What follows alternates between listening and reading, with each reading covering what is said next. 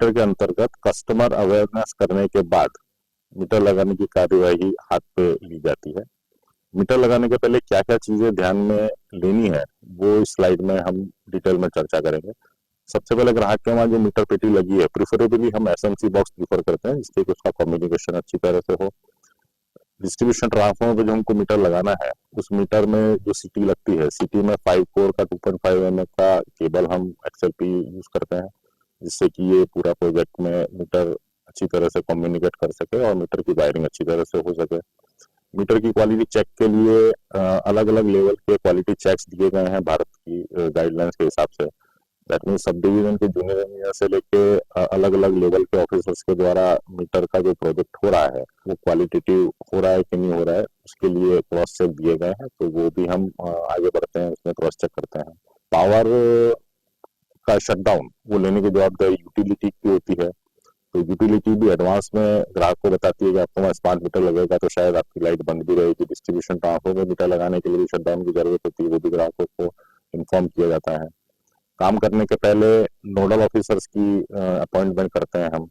Nodal officers पूरे जो काम का है उसका मॉनिटरिंग करते हैं।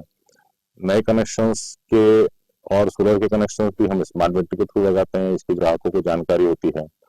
और इसमें महत्वपूर्ण बात यह है कि चेक मीटर का भी इसमें प्रावधान भारत सरकार की गाइडलाइन के हिसाब से दिया गया है, जिससे कि किसी ग्राहक को ऐसा लगे कि मेरा मीटर तेज चल रहा है तो हम उसमें चेक मीटर भी लगाते हैं। 5% तक चेक मीटर लगाने का इसमें प्रावधान है।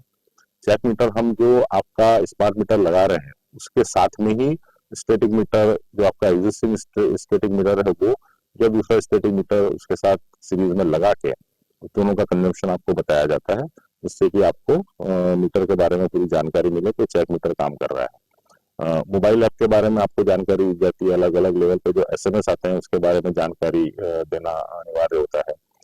कस्टमर इंडेक्सिंग का डेटा और एमआई का डेटा जैसे हमने आगे के सेशंस में डिस्कस किया कि 100% 4 लेवल की क्यूसी होती है और उसमें 100% वेरिफिकेशन की जवाबदारी कंसर्न सब डिवीजन ऑफिसर की या उसके जूनियर इंजीनियर्स की टीम की होती है। इससे हमको ट्रांसफॉर्मर वाइज डेली अकाउंटिंग मिलती है, डेली लॉस रिपोर्ट मिलती है, डेली पावर सप्लाई की रिपोर्ट मिलती है, डेली कितनी बिजली उस ट्रांसफॉर्मर से डिलीवर हुई और कितनी एनर्जी मीटर के अंदर रिकॉर्ड हुई उसका डेटा मिलता है। ट्रांसफॉर्मर का पूरा लोड का एनालिसिस मिलता है, कस्टमर के लोड का एनालिसिस मिलता है और इसके साथ में जो पुराने मीटर जो बदले गए हैं वो टाइमली लेबोरेटरी में जमा कराना है, वो भी एक हमारी जवाबदारी होती है। एएमआईएसपी वो मीटर को लेबोरेटरी में जमा कराती है, उस लेबोरेटरी का हम लेबोरेटरी इंस्पेक्शन जैसे आज की प्रक्रिया के अनुसार हम पुराने मीटर जो लैब में जमा होते हैं उसकी रीडिंग वेरिफिकेशन, सील वेरिफिकेशन करते हैं। उसी तरह इन पुराने मीटर जो बदल के आ रहे हैं उनका भी लेबोरेटरी इंस्पेक्शन हमको करना होता है। मीटर सामान्य रूप में हम बाहर की तरफ लगाते हैं जिससे कि इजीली एसेसेबल हो। हम नॉर्मल रूप में भी मीटर बाहर की तरफ लगाते हैं प्रीमाइसेस के बाहर, जिससे कि मीटर इजीली एसेसेबल हो।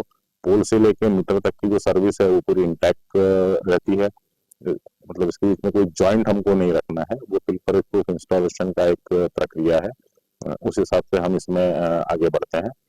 फिर बार कोडेड सील्स जो सप्लाई हो रही है वो हम मीटर लगाने के बाद में एएमआईएस पे लगाते हैं, जिससे कि पूरा उसका ट्रैकिंग रहता है।